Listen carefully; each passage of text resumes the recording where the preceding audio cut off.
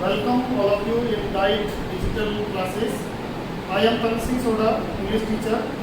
हमने कल बात की थी सेंटेंस के बारे में और सेंटेंस लैंग्वेज का महत्वपूर्ण पार्ट होता है और सेंटेंस के विभिन्न प्रकार, सेंटेंस की डेफिनेशन और सेंटेंस के बारे में हमने कुछ महत्वपूर्ण तथ्य कल अध्ययन किया था। अब एक सेंटेंस के अंदर जो महत्वपूर्ण पार्ट होता है सेंटेंस का वो होता है वर्ब। तो आज हम स्टडी करेंगे वर्ब के बारे में। वर्ब जिसको हिंदी में हम क्रिया कहते हैं और किसी भी सेंटेंस को फ्रेम करने के लिए वर्ब का होना बहुत जरूरी है। बिना वर्ब के सेंटेंस का कोई अस्तित्व नहीं है, इसलिए वर्ब को किसी भी सेंटेंस का सेंट्रल पॉइंट माना जाता है। किसी भी सेंटेंस का जो सेंट्रल पॉइंट होता है उसे हम वर्ब कहते हैं।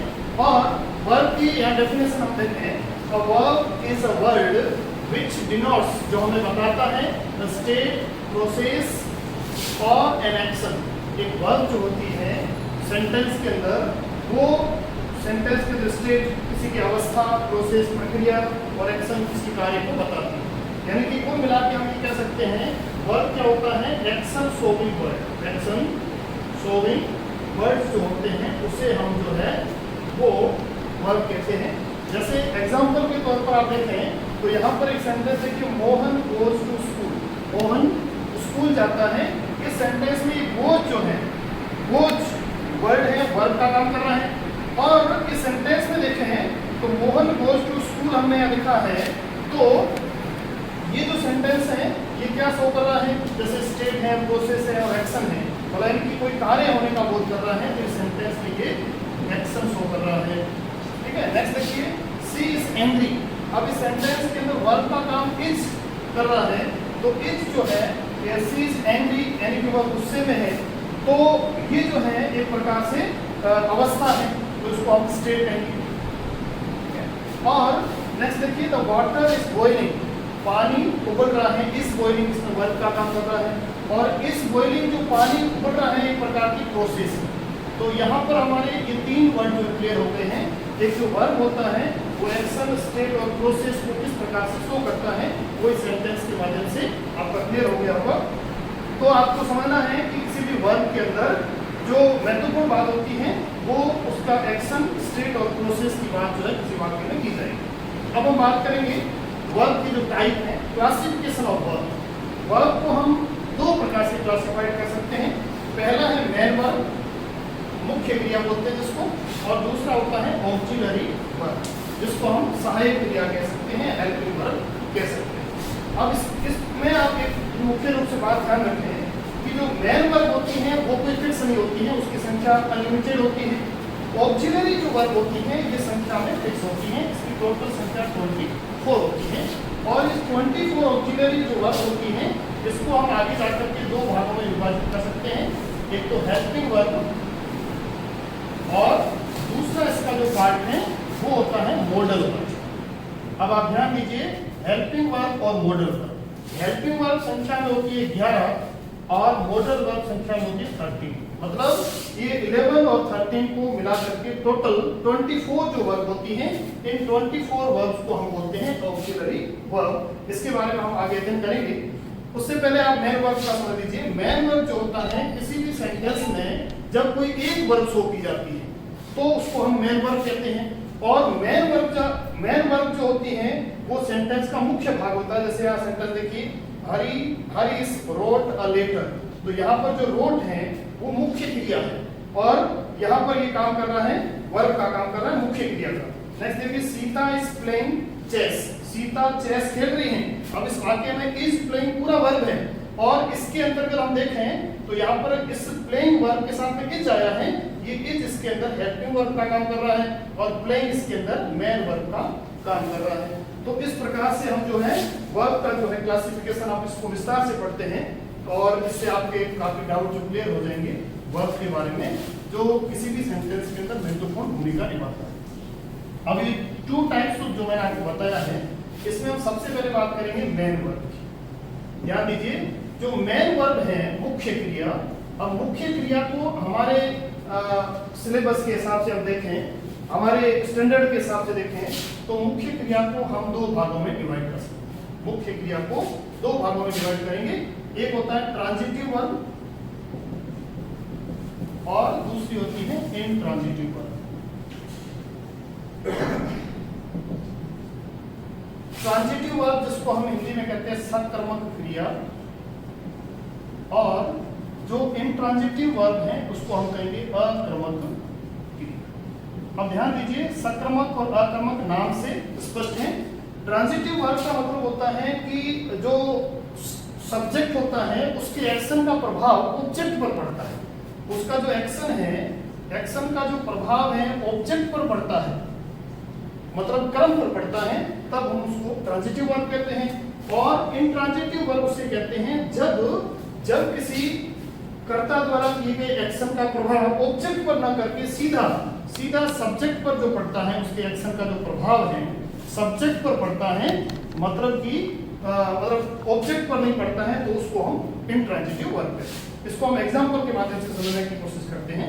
जैसे मैंने यह सेंटेंस लिखा, ही प्लेज चेस। अब इस सेंटेंस को देखिए, और इधर मैं एक सेंटेंस लिखता हूं, द बर्ड्स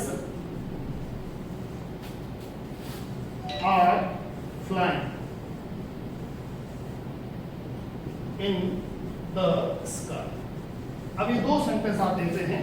अब इस दो सेंटेंस में आपको पता चलेगा कि कौन सा एक्शन ऑब्जेक्ट पर जा रहा है और कौन सा सब्जेक्ट पर। यहाँ देखिए, ही प्ले चेस, यानी कि जो ही प्ले चेस वह शतरंज खेलता है, या कोई सब्जेक्ट का काम कर रहा है, ये वर्ब का और ये ऑब्जेक्ट का। अब ये ऑब्जेक्ट कैसे हुआ, इसमें बच्चों आपको ध्यान देने की बात है, किसी भी सेंटेंस किसी भी वर्ब के अंदर हमें पता करना है कि ये ट्रांजिटिव वर्ब है या इंट्रांजिटिव वर्ब है, तो इसमें एक छोटा सा आपको ध्यान रखना है। किसी भी सेंटेंस में अगर व्हाट और whom ये दो वर्ड हैं, व्हाट का अर्थ क्या और whom का अर्थ किसको, अगर इनका आंसर मिलता है, इसका मतलब वो सेंटेंस जो है वो ट्रांजिटिव वर्ब का है, और इनका आंसर नहीं मिलता है तो वो इंट्रांजिटिव वर्ब कहलाएगा। जैसे he plays chess, what he play, अगर हम इसका क्वेश्चन करें what does he play, तो आंसर मिलेगा आपको he plays chess, मतलब कि जो यहाँ पर हम हिंदी में प्रश्न करें वह क्या खेलता है, तो इसका आपको आंसर मिलेगा चेस।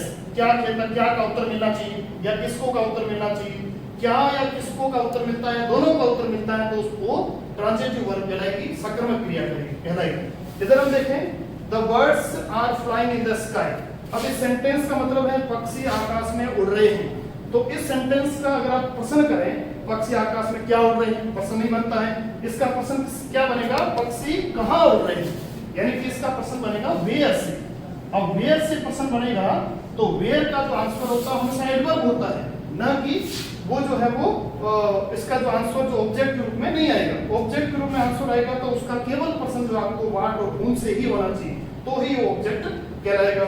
अब एक चीज आपको याद ध्यान दीजिए, यहाँ पर जो है the birds are flying in the sky. अब ये जो इन द स्काई जो है इसका प्रभाव सीधा बर्ड्स पर पड़ रहा है। आकाश के अंदर कौन है, पक्षी है, और यहाँ पर जो है ही प्लेस वर्ब है, और प्लेस वर्ब का प्रभाव किस पर पड़ रहा है, चेस पर पड़ रहा है। और इसी प्रकार जैसे माना यहाँ पर मैं लिखूं, जैसे ही टीचेस अस इंग्लिश। अब इस सेंटेंस में आप देखेंगे व्हाट और whom दोनों का आंसर मिलेगा। जैसे ही टीचेस अस इंग्लिश, वह हमें अंग्रेजी पढ़ाते हैं, वह हमें क्या पढ़ाते हैं, तो आपका आंसर आएगा इंग्लिश। वह अंग्रेजी किसको पढ़ाते हैं, तो आपका आंसर आएगा हमें। तो यानी कि इसमें अस और इंग्लिश दोनों ऑब्जेक्ट हैं। जब किसी सेंटेंस के अंदर दो ऑब्जेक्ट आ जाते हैं तो उस सेंटेंस के अंदर जो यूज हुई वर्ब जो है उस वर्ब को हम बोलते हैं ditransitive verb. Ditransitive verb, यानी कि इसको हम हिंदी में कहते हैं द्विकर्मक क्रिया।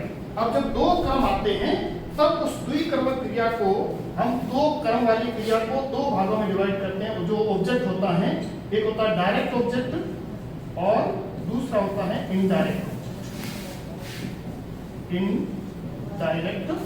ऑब्जेक्ट। अब ध्यान दीजिए, एक डायरेक्ट ऑब्जेक्ट और इनडायरेक्ट ऑब्जेक्ट, इन दोनों में अगर आपको पता करना है, ही टीचेस अस इंग्लिश। अब इसमें देखो डायरेक्ट ऑब्जेक्ट वो होता है जो सब्जेक्ट नॉन लिविंग होता है। जो वर्ड नॉन लिविंग होता है उसको हम बोलते हैं डायरेक्ट ऑब्जेक्ट, और जो लिविंग वर्ड होता है उसको इनडायरेक्ट ऑब्जेक्ट। अब इसमें अगर ये भी ऑब्जेक्ट है और ये भी ऑब्जेक्ट है, और अगर आपको इसमें पूछा जाए कौन सा डायरेक्ट ऑब्जेक्ट है, तो लिविंग नॉन लिविंग इंग्लिश है, तो यहाँ पर ये डायरेक्ट ऑब्जेक्ट हो जाएगा। अस जो है वो इनडायरेक्ट ऑब्जेक्ट होगा, क्योंकि ये अस क्या है, अस जो है लिविंग पर्सन के बारे में बात की जा रही है। तो इस प्रकार से आपको मेन वर्ब का क्लासिफिकेशन समझ में आना चाहिए। तो ये जो हम इसके बारे में पढ़ रहे थे, ऐसे बहुत सारे और भी एग्जांपल हैं। जैसे मान लो मैं यहाँ पर इसका एक और एग्जांपल लिखता हूँ, जैसे he is teacher, he is a teacher. अब देखिए यहाँ पर हम देखते हैं, यहाँ पर हालांकि इज जो है वो वर्ब है, और वर्ब होकर के भी ये इज जो है वो मेन वर्ब है, ना कि हेल्पिंग वर्ब है, क्योंकि इसके साथ में अगर और कोई वर्ब आती तो ही इसको हम जो है हेल्पिंग वर्ब मानते। ये अकेला ही आया है, इस इसको हम जो है वो मेन वर्ब क्या रूप देंगे। अब ये टीचर कौन है, टीचर ही है, ये सब्जेक्ट है, यानी कि अब टीचर का जो प्रभाव सीधा सब्जेक्ट पर पड़ रहा है, तो ये इसके अंदर जो है वो ये सेंटेंस जो है पूरा इंट्रांजिटिव वर्ब का माना जाएगा। यानी कि आपको ध्यान रखना है कि अगर सेंटेंस में वाट और हुम का आंसर मिलता है तो ही वो ट्रांजिटिव वर्ब होगी, अगर वाट और हुम का आंसर नहीं है तो वो इंट्रांजिटिव वर्ब कहलाएगी। बच्चों ये मैं आपको चीज इसलिए बता रहा हूँ कि नेक्स्ट हम इसके बारे में वॉइस के बारे में पढ़ेंगे, एक्टिव और पैसिव वॉइस के बारे में, तो उसमें आपको ट्रांजिटिव और इंट्रांजिटिव वर्ब का जो है वो समझने में बहुत सहायता करेगा। और एक्टिव से पैसिव वॉइस केवल ट्रांजिटिव वर्ब का ही बनता है, इसलिए आपको ट्रांजिटिव और इंट्रांजिटिव वर्ब के अंदर जो डिफरेंट है वो अच्छे से समझना है।